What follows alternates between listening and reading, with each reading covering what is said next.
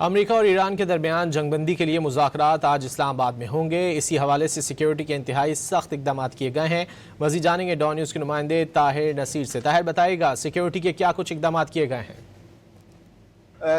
جی بالکل، دیکھیں آج اسلام آباد میں سب سے بڑا دن ہے۔ ایران اور امریکہ کے درمیان جنگ بندی کے حوالے سے ہونے والے مذاکرات آج اسلام آباد میں ہوں گے۔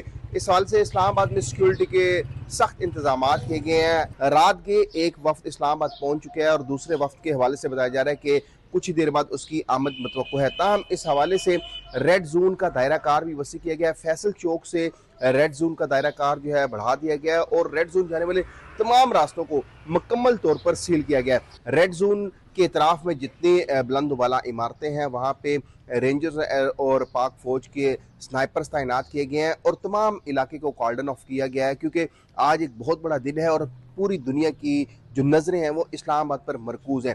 مذاکرات کا جو پہلا دور ہے آج ایران اور امریکہ کے درمیان، پہلے مذاکرات آج اسلام آباد میں ہوں گے۔ تمام تر انتظامات مکمل کیے گئے ہیں۔